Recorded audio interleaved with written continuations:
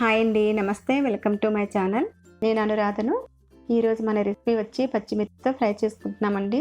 చాలా టేస్ట్గా ఉంటుంది, కొంచెం కారంగా ఉంటుంది. మనకి ఈ ఫ్రై పెరుగన్నంలోకి, వైట్ రైస్లో కూడా తీసుకున్నా కూడా బాగుంటుందండి. పప్పు కర్రీలో కూడా మనకి ఇలా తయారు చేసుకుంటే ఎయిర్ టైట్ ఉన్న బాక్స్లో స్టోర్ చేసుకుని ఫ్రిడ్జ్లో పెట్టుకుంటే చాలా రోజుల వరకు నిల్వ ఉంటుంది. మరి ఎలా తయారు చేయాలో ఈ వీడియోలో చూసేద్దాం. ముందుగా నేను ఇక్కడ 1/2 కేజీలో సగం అండి పచ్చిమిర్చి, మనకి లేతగా ఉండే పచ్చిమిర్చి ఫ్రైకి తీసుకుంటే మనకి కారం ఉండదండి. మనం చూసుకుంటే తీసుకుంటే లేతవి ఫ్రైకి బాగుంటుంది. ఇలాగా వాటర్తో శుభ్రంగా కడిగి తడి లేకుండా పొడి క్లాత్తో తుడుచుకోవాలి. ఇలాగా పచ్చిమిర్చి మధ్యలో ఇలాగా కట్ చేసుకోవాలి. మనకి పచ్చిమిర్చి అనేవి లేతగా ఉంటే కారం ఉండదండి, కొంచెం మెత్తగా ఉంటాయి లేతవి అయితేనే. ఇలా మనకి సీడ్స్ ఎక్కువ ఉంటే మధ్యలో ఉండేవి తీసేసుకోవాలి.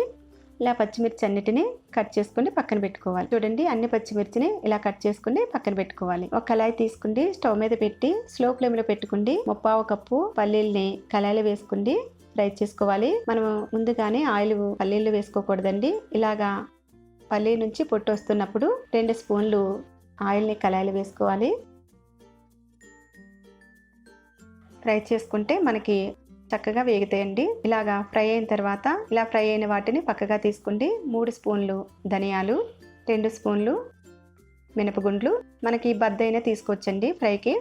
ఇలాగా కళాయిలో వేసుకుంటే లో ఫ్లేమ్లో పెట్టుకుని ఫ్రై చేసుకోవాలి. మనకి ఇలాగా ఫ్రై అయిన తర్వాత మనకి ఇలా ఫ్రై అవుతేనే పచ్చివాసన అనేది రాదండి. ధనియాలు అనేవి 1 స్పూను జీలకర్ర, 3 స్పూన్లు పుట్నాల పప్పు, 3 స్పూన్లు నువ్వులు, చిన్న సైజు దాల్చిన చెక్క, 1 యాలకు, 6-5 లవంగాలు కళాయిలో వేసుకుని ఫ్రై చేసుకోవాలి. ఇవి స్లో ఫ్లేమ్లో పెట్టుకుని ఫ్రై చేసుకుంటే మనకి అన్నీ బాగా వేగుతాయండి. ఇలా ఫ్రై అయిన తర్వాత స్టవ్ ఆఫ్ చేసుకుంటే కొద్దిగా కరివేపాకుని కళాయిలో వేసుకుని ఇలా గరిటతో కలుపుకుంటూ వీటిని చల్లారబెట్టుకోవాలి. వీటిని ఫ్యాన్ కింద పెట్టుకుంటే అయినా చల్లారబెట్టుకోవచ్చండి. ఇలా చల్లారిన వాటిని మిక్సీ జార్లోకి వేసుకోవాలి.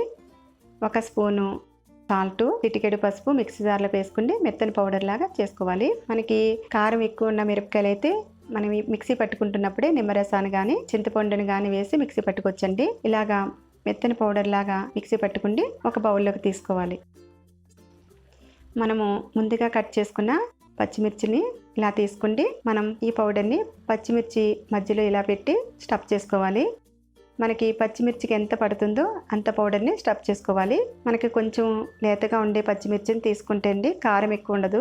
ఈ పచ్చిమిర్చి ఇలా ఫ్రై చేసుకుంటే మనం ఎయిర్ టైట్ ఉన్న బాక్స్లో, ఏ బాక్స్లో అయినా సరే అండి పెట్టి ఫ్రిడ్జ్లో పెట్టుకుంటే మనకి చాలా రోజుల వరకు నిల్వ ఉంటుంది. మనకి ఒడియాలకు కూడా పనిచేస్తుందండి. వైట్ రైస్లో కర్రీ కూడా ఏమీ కలుపుకోకుండా కూడా ఈ పచ్చిమిర్చితో రైస్ అంతా తినొచ్చు. ఇలాగా పచ్చిమిర్చికి పౌడర్ అంతా స్టఫ్ చేసుకుంటే మిగిలిన పౌడర్ని ఇలాగా పక్కన పెట్టుకోవాలి. ఇలా స్టఫ్ చేసుకున్న పచ్చిమిర్చిని కూడా పక్కన పెట్టుకుంటే నేను అదే కళాయిని స్టవ్ మీద పెట్టి పచ్చిమిర్చిని ఫ్రై చేస్తున్నానండి.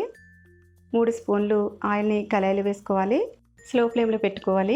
ఆయిల్ కొద్దిగా వేడెక్కిన తర్వాత మనము పచ్చిమిర్చిని ఇలాగా ఆయిల్లో పెట్టుకుని ఫ్రై చేసుకోవాలి. మనం ముందుగానే పౌడర్ ఉన్న వైపు ఆయిల్లో పెడితే ఆయిల్లోకి పౌడర్ అంతా వెళ్ళిపోతుందండి. అందు గురించని పౌడర్ లేని వైపు ఇలాగా స్లో ఫ్లేమ్లో పెట్టుకుని ఫ్రై చేసుకోవాలి. మనకి ఇలాగా కొద్దిగా ఫ్రై అయిన తర్వాత పక్కగా తీసుకుంటే మిగిలినవన్నీ ఫ్రై చేసుకోవాలి. మనం కొద్ది పెద్ద కళాయి తీసుకున్నామంటే అన్నీ ఒకేసారిగా ఫ్రై చేసుకోవచ్చు.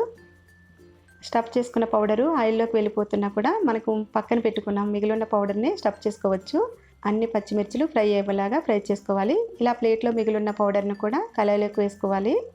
ఇలాగా వేగిన తర్వాత స్టవ్ ఆఫ్ చేసుకుంటే కొద్దిగా కరివేపాకు టేస్ట్ కోసం అండి. మనం మీడియం ఫ్లేమ్లో పెట్టుకుంటే మనకి ఆయిల్లోకి వెళ్ళిపోయిన పౌడరు మాడిపోతుంది. అందు గురించి స్లో ఫ్లేమ్లో పెట్టుకుంటే ఫ్రై చేసుకోవాలి.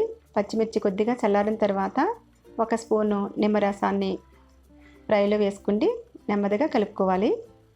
ఇలాగా రెడీ అయిన తర్వాత ఒక ప్లేట్లోకి తీసుకోవాలి. అంతేనండి, పచ్చిమిర్చితో ఫ్రై రెడీ. మరి మీకు ఈ రెసిపీ నచ్చింది అనుకుంటున్నాను. నచ్చితే నా ఛానల్కి సబ్స్క్రైబ్ చేయండి, లైక్ చేయండి, మీ ఫ్రెండ్స్కి షేర్ చేయండి. మీరు కూడా ట్రై చేసి ఎలా వచ్చిందో నాకు కామెంట్స్లో తెలియచేయండి. పచ్చిమిర్చితో ఫ్రై రెడీ. Thank you.